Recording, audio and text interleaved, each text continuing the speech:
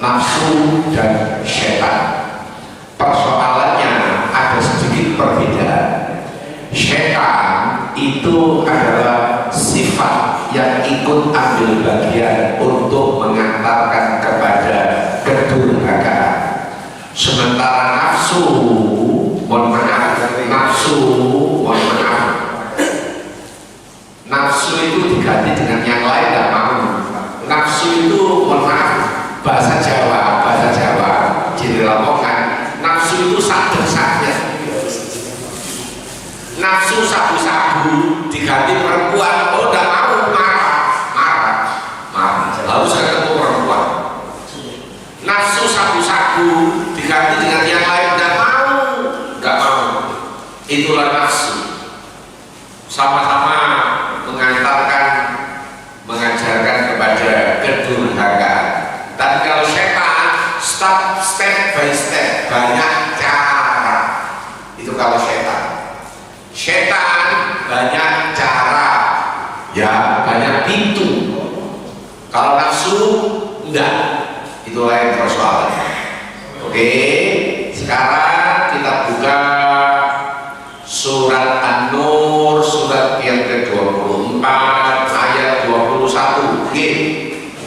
Surat An-Nur, surat yang ke-24 ayat 21.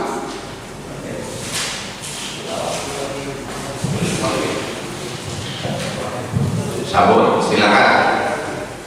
Wahai orang-orang yang beriman, bagus. Janganlah kamu mengikuti langkah-langkah setan. Barang siapa mengikuti langkah-langkah setan, maka sesungguhnya dia, setan, menyuruh mengerjakan perbuatan yang keji dan mungkar. Kalau bukan karena karunia Allah dan rahmatnya kepadamu, niscaya tidak seorang pun di antara kamu bersih dari perbuatan keji dan mungkar itu selama-lamanya. Tetapi Allah membersihkan siapa yang Dia kehendaki, dan Dialah Maha Mendengar, Maha Mengetahui. Hadirin, setan itu punya banyak cara. Gagal di depan rumah, ditunggu di depan masjid. Gagal di depan masjid, ditunggu ketika mau Jumatan. Terus, itulah setan. Jadi punya banyak cara, punya berbagai macam pintu. Tapi kalau nafsu, enggak. Nafsu itu satu arah. Seperti itu yang digambarkan. Jadi dengan bawa pulang. Dua-duanya adalah menginginkan manusia kepada kedurhakaan, dua-duanya. Cuma persoalannya kalau nafsu ya sakit. Kalau setan step by step. Mohon maaf bahasa Indonesianya Pak Rodi, sakit itu ya.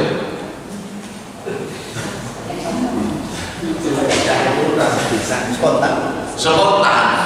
Diganti yang lain nggak mau. Iya. Subhanallah. Diganti yang lain nggak mau. Seperti itu yang digambarkan. Contoh yang paling gampang. Nafsu kepingin kaya, ya yang ke gunung kami, iya. Nafsu kepingin kaya. Kalau diganti yang lain nggak mau, ya dari lagi poso segala macam. Poso apa itu iya? Ya poso ngawur, poso gawe karpe dewi. Ya seperti itu. Sekarang hadirin ibu bapak saudara jamaah sholat subuh, jangan disuguhi, mohon maaf, ya. Orang yang kebetulan merawat, mengasuh yang nafsu, mohon maaf, ada yang kolaborasi dengan setan, itu yang paling bahaya. Jadi manusia ini ketika itu menjadi bunyek, kolaborasi kerjasama antara setan sama nafsu. Subhanallah. Ada. Nah sekarang jangan disuguhi An-Nur ayat 22. An-Nur ayat 22. Oke, silakan diterjemahkan. Dan janganlah orang-orang yang mempunyai kelebihan dan kelapangan di antara kamu bersumpah bahwa mereka tidak akan memberi bantuan kepada kerabatnya, orang-orang miskin dan orang-orang yang berhijrah di jalan Allah. Dan hendaklah mereka memanfaatkan dan hendaklah mereka memaafkan dan berlapang dada. Apakah kamu tidak suka bahwa Allah mengampunimu dan Allah Maha Pengampun, Maha Penyayang? A'udzu billahi minasyaitonir rajim. Di sini Abu Bakar disetir sama Al-Qur'an, sebab Abu Bakar, mohon maaf, tanda petik, berbuat yang keliru. Wala ya'tali ulul fadli minkum, janganlah di antara kamu orang-orang yang punya kelapangan seperti Abu Bakar, wasa'ah, dan orang punya kelebihan, ayyutu ulil qurba, yakni untuk tidak memberikan bantuan kepada ulil qurba, kepada kerabatnya, wal masakin, kebetulan kismin, wal muhajirin, dan mau berhijrah di jalan Allah dari Mekah ke Madinah, fi sabilillah, jalan Allah, wal ya'fu, oleh karena itu maafkanlah dia, maafkanlah, wal yasfahu, berbuat baiklah kepada dia. Ala tuhibbuna ayyafirallahu lakum, bukankah kalian menghendaki bahwa Allah telah mengampuni kepada kalian? Wallahu ghafurur rahim, dan Allah Maha Pengampun lagi Maha Penyayang. Hadirin, ayat kita ini turun, persoalannya adalah Abu Bakar punya ponakan namanya Mistah. Mistah ini kismin. Oke, sepakat kismin. Persoalannya adalah sudah lama Abu Bakar menyuruh untuk berhijrah, tapi Mistah itu jawabnya rasional. Paman, kalau saya hijrah ke Madinah, bagaimana kehidupan saya kalau saya di Mekah itu montak-mantik kayak gini? Abu Bakar ngajari ombo, Pak Rodi ngajari ombo. Ngajari ombo, apa ngajari ombo? Abu Bakar ngajari ombo, ojo khawatir, uripmu tak jamin, berasmu, minyakmu, tiap minggu tak jamin, tak jatah. Menurut Abu Bakar, baiklah, hijrahlah ke Madinah, biar kalian menempuh yang namanya jalan surga, seperti itu yang digambarkan. Walhasil, hadirin, mohon maaf, Mistah, ponakan Abu Bakar yang kismin itu mau hasil bujuk rayunya Abu Bakar. Ternyata di Madinah, mohon maaf, ada persoalan besar. Persoalannya, mohon maaf, sekali lagi mohon maaf, lewat mimbar yang mulia ini saya tarik benang merahnya. Nabi Rasulullah itu punya istri lebih daripada satu. Apa antara lain, mohon maaf, hanya Khadijah yang satu-satunya yang tidak dijualkan waktu Khadijah.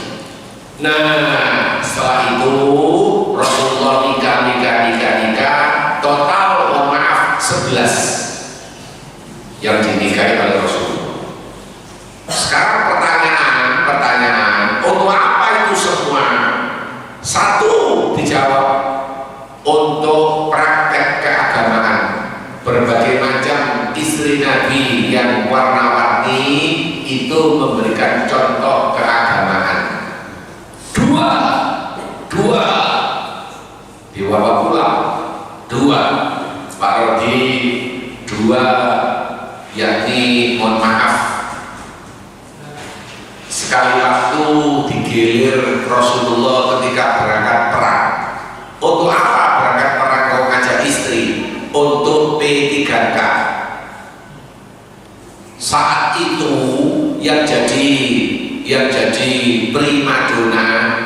giliran untuk mendampingi Rasulullah Aisyah, yakni putri daripada Abu Bakar.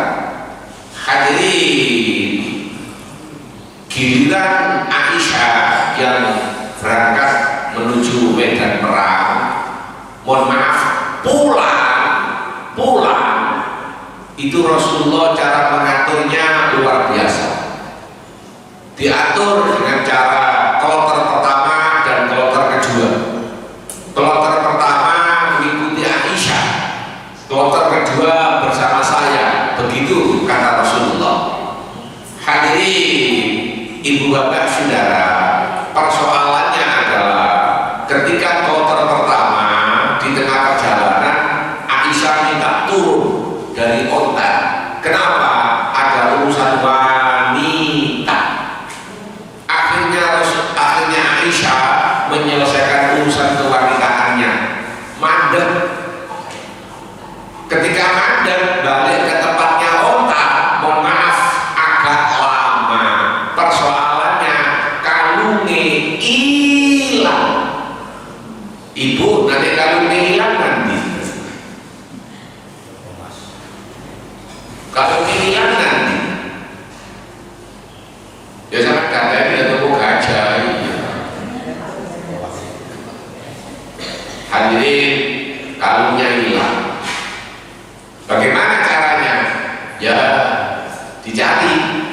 Alhamdulillah lumayan lama ketemu. Nah, ketika ketemu, Aisyah balik ke tempat rombongan onta.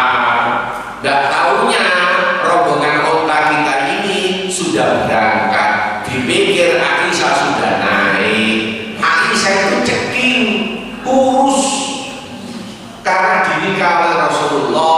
Mohon maaf, ketika usia Rasulullah meninggal itu belum genap 20 tahun. Itu usia Aisyah. Allah Akbar. Akhirnya mohon maaf, Aisyah yang usianya belum genap 20 tahun kita ini, mohon maaf, karena di tengah perjalanan, mohon maaf, ditemui oleh orang yang bernama Sofwan. Sofwan ini antara kloter pertama dan kloter kedua ya wirawiri. Apa maknanya wirawiri? Sebagai intel untuk melihat bagaimana kalau nanti ada musuh yang muncul, yang nongol seperti yang digambarkan. Tidak tahunya yang nongol, mohon maaf, Aisyah sedang kedinginan sendirian. Aisyah disopo, itu waalaikumsalam. Bagaimana ini ceritanya? Saya ketinggalan rombongan. Sofwan mengatakan, baiklah kalau begitu, mari panjenengan naik ke onta kami.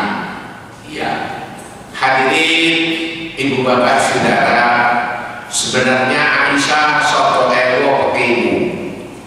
Iya, sebab Aisyah di atas punggung onta, sementara Sofwan nuntun yang ada di bawah.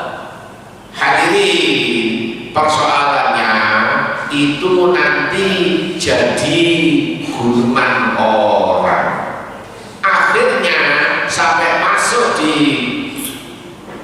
ujung awal kota Madinah, biar Pak Rodi, biar apa biar?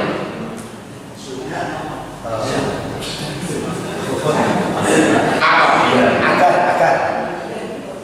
Ya ini sekarang sebentar lagi ini biar, sebentar lagi biar. Sudah ya, baik. Akhirnya ketangkap secara foto. Allah Akbar. Abdullah bin Ubay bin Salul, tokoh munafik kaliber internasional. Ada berita bagus dikirim ke Jawa Pos. Allah Akbar.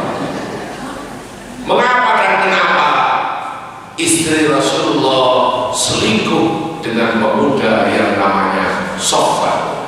Allah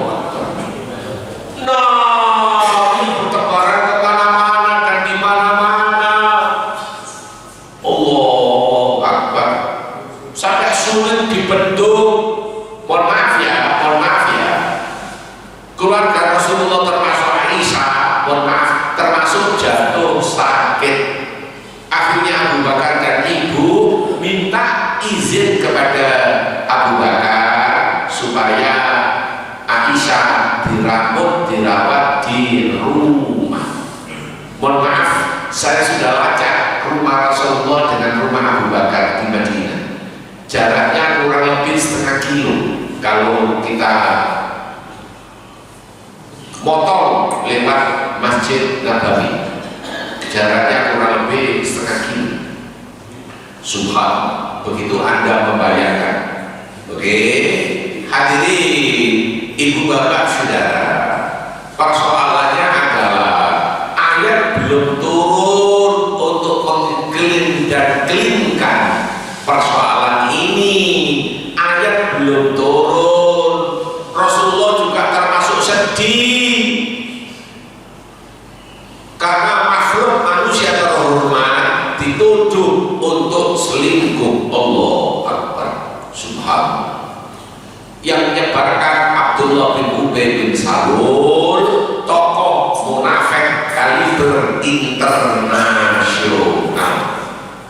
Hadirin, sekilas dengan tahu bagaimana sikap sifat daripada kaliber internasional yang namanya munafik.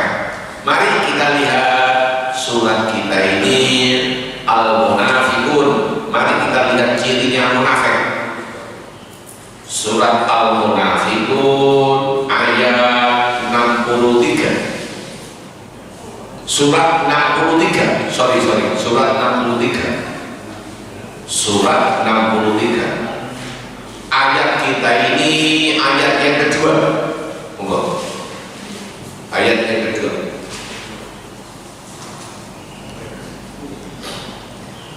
Apabila orang-orang munafik datang kepadamu Muhammad,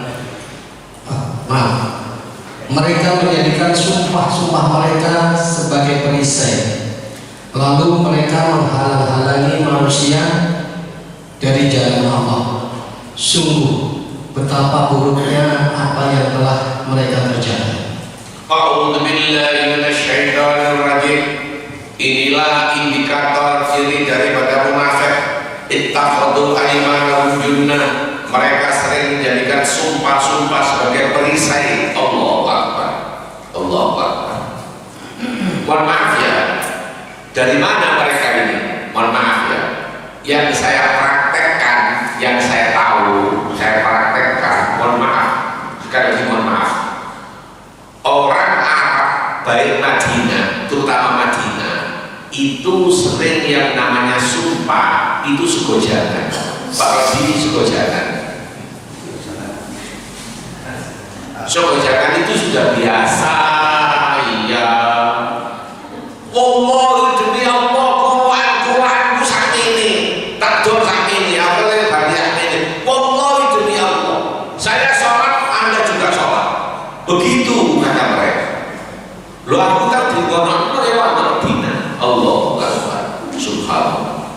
Ya Allah, ya Allah, belketes di baik ini doa. Oh, sumpah. Mohon maaf ya, Anda tarik sekarang sebagai benang merahnya. Pak Musa siapa sekarang ini? Mohon maaf, saya larikan ke, mohon maaf, Israel sama Amerika. Israel sama Amerika. Subhanallah.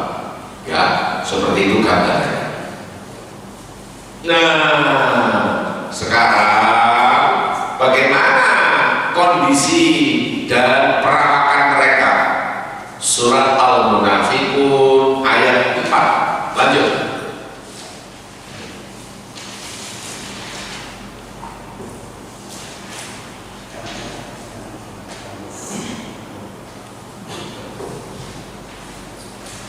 Ayat 4.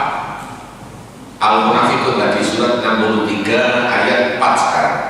Dan apabila engkau melihat mereka, tubuh mereka mengagumkanmu, dan jika mereka berkata, engkau mendengarkan tutur katanya, mereka seakan-akan kayu yang tersandar. Mereka mengira bahwa setiap teriakan ditujukan kepada mereka. Mereka itulah musuh yang sebenarnya. Maka waspadalah terhadap mereka. Semoga Allah membinasakan mereka. Bagaimanakah mereka dapat dipalingkan dari kebenaran. Wa idza ra'aytahum tu'jibuka jasamuhum, ketika kalian melihat mereka dan engkau melihat tubuh mereka mengagumkan, gede, tinggi, besar, hal-hal yang menangan, Allah Akbar. Subhanallah. Itu gambaran secara fisik. Wa iyaqulu tasma' li qaulihim, ketika dirinya mengatakan, orang munafik itu mengatakan tasma' qauli qaulihim, kalian mendengarkan manggut-manggut dengan ucapan mereka, padahal kata khusyu'usan nada, padahal mereka rapuh bagaikan kayu yang disandarkan, tidak punya kemampuan apa-apa. Allah Akbar. Terang ngomong pajak 19%, manut sadonya manut. Allah Akbar. Karena khusyu'usan nada, mereka tidak punya pendirian bagaikan kayu yang disandarkan. Allah Akbar. Bagaimana mereka ini alur menerima kebenaran? Surat Al-Munafiqun ayat 5 lanjut. Dan apabila dikatakan kepada mereka, marilah beriman, agar Rasulullah memohonkan ampunan bagimu, mereka membuang muka dan engkau lihat mereka berpaling dengan menyombongkan diri. Wa idza qila lahum ta'alu yastaghfir lakum Rasulullah lawaw ru'usahum wa ra'aytahum yasudduna wa hum mustakbirun. Dan ketika dikatakan kepada mereka, marilah kalian semua beriman agar Rasulullah memohonkan ampun bagimu, mereka membuang muka dan kau melihat mereka berpaling dengan menyombongkan diri. Mohon maaf, kebenaran sudah datang, tapi mereka menolak. Kebenaran sudah datang, tapi mereka menolak. Bahkan surat Nuh surat 71, Nuh 71.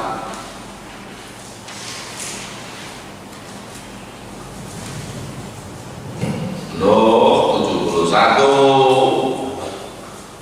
Hadirin ibu bapak saudara, ayatnya yang ke-7. Yes, ayat yang ke-7. Dan sesungguhnya aku setiap kali menyeru mereka untuk beriman, agar engkau mengampuni mereka. Mereka memasukkan anak jarinya ke telinganya dan menutupkan bajunya ke wajahnya, dan mereka tetap mengingkari dan sangat menyombongkan diri. Wa inni kullama da'utuhum litaghfir lahum ja'alu asabi'ahum fi adhanihim. Setiap Nuh berjumpa kepada komunitas mereka, mereka mohon maaf memasukkan kedua anak jari ke dalam kedua telinga mereka, ditutup, dan mereka menutup muka mereka. Moh belena lihat Nuh pacet burung ngejak iman kepada Allah Subhanahu wa ta'ala. Kebenaran sudah turun, tapi mereka yang menutup diri, membuang muka, seperti itu yang digambarkan. Hadirin, sudah bisa kita tangkap bahwa mohon maaf tadi yang disampaikan bahwa surat Nuh, surat Al-Munafiqun terkait dengan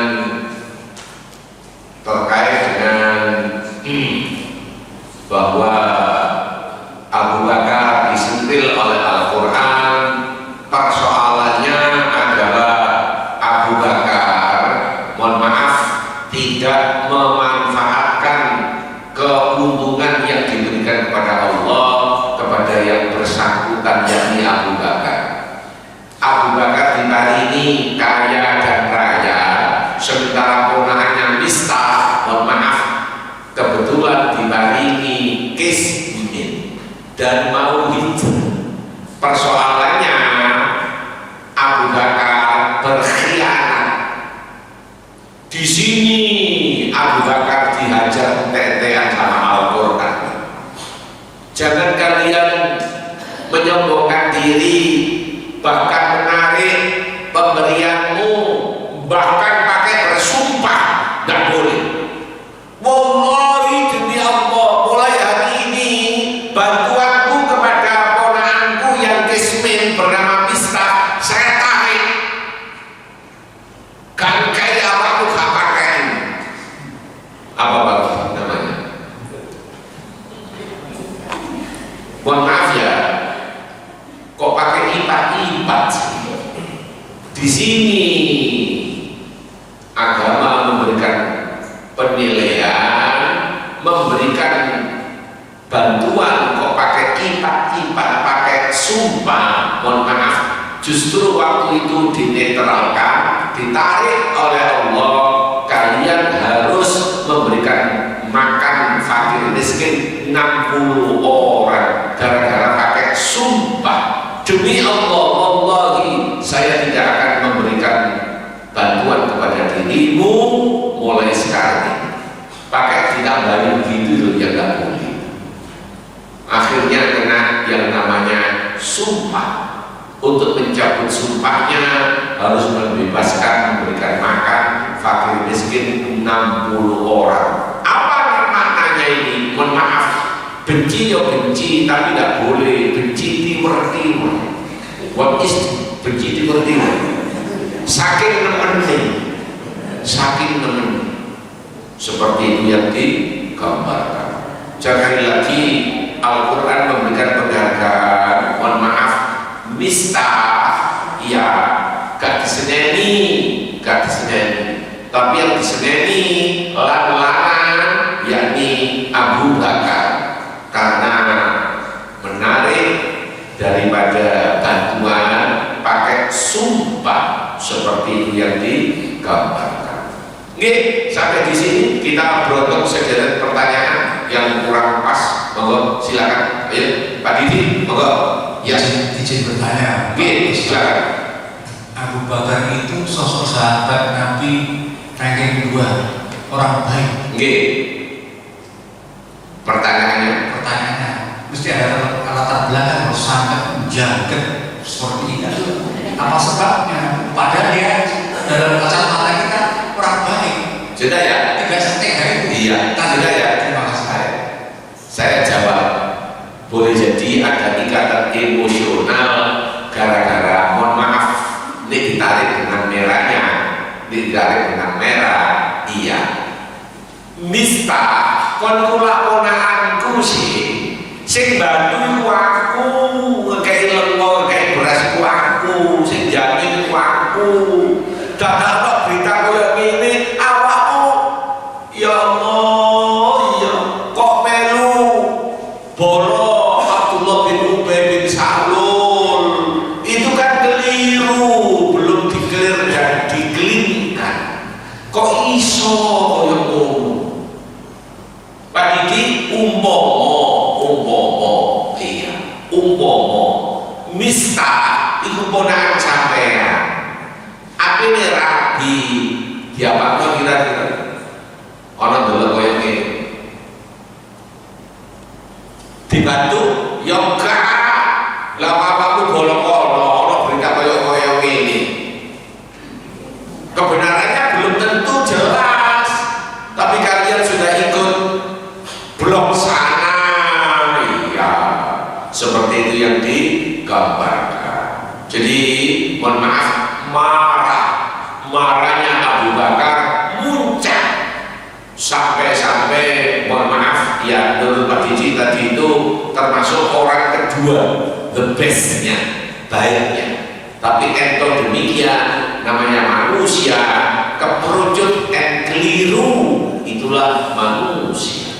Sehingga adanya pelajaran Al-Quran untuk memberitahu kepada kita. Rasulullah saja, Rasulullah sendiri, iya, Rasulullah sendiri bolak-balik keliru, tapi sing keliru Al-Quran mau, nanti mau, ya cepat balik kepada posisinya, ya, seperti itu yang digambarkan. Contoh yang paling gampang, abasa wa tawalla, iya, abasa wa tawalla, surat abasa wa tawalla anja awul a'ma, surat apa? Imam tadi berapa? 279 ya, 79 ya. Hadirin Bapak Saudara, iya, abasa wa tawalla, kenapa kalian Rasulullah bersikap masam dan bingung ketika ada orang sahabatmu bernama Ibnu Maktum yang buta, tua renta hadir mau minta fatwa, kenapa kalian berbuka masam sehingga kalian mendahulukan raja-raja orang-orang yang belum tentu keislamannya? Apa sahabat anja ulama, kenapa kalian bersikap masam, berbuka masam kepada orang sudah tua renta buta waktu itu datang kepadamu untuk memberikan fatwa? Rasulullah, nanti kau tak layani, tapi engkau ini aku disekno orang-orang Yahudi. Di sini sikap Rasulullah ditegur langsung sama Al-Quran. Apa sahabat? Kenapa kalian bersikap masam ketika ada orang buta, tua renta datang fatwa kepadamu dan engkau mohon maaf kurang memperhatikan, seperti itu yang digambarkan, diseneni ya, seperti itu. Banyak ayat-ayat Al-Quran terkait dengan urusan Rasulullah. Mohon maaf, Rasulullah gak nomor satu lagi, the best, tapi Al-Quran memberikan ingatan bolak-balik. Oke, yang lain, monggo. Masih ada. Apa yang terjadi pada masa Muslim waktu itu ketika Ibunda Aisyah dituduh selingkuh dengan apa? Oke. Apakah apa yang terjadi di masyarakat Muslim ketika itu? Oke. Pada saat Ibunda Aisyah. Ya, bagus. Sudah ya. Masyarakat Muslim, mohon maaf, terbelah menjadi dua.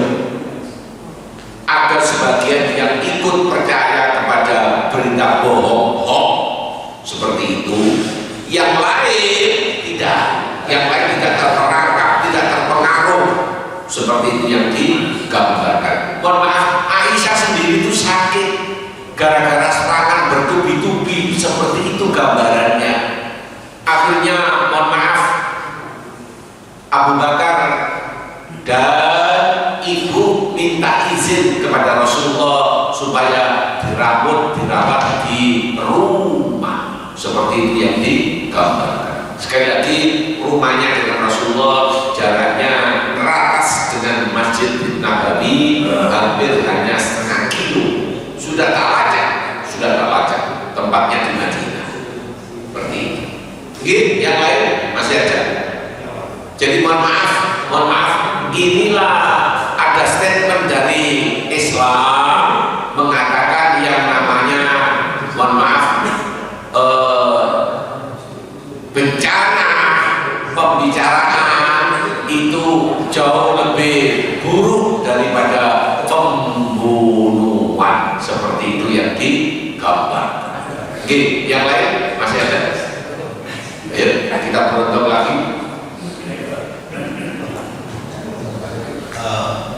Untuk tugasnya setelah kajian itu, jadi bersama Sufyan ada munafik Abdullah bin Ubay bin Salul. Bagaimana penyelesaiannya? Apakah disumpah Aisyah itu, ataukah ada saksi-saksi? Nah, ini gimana Pak? Sehingga permasalahan jadi gitu ya. Sudah ya? Baik.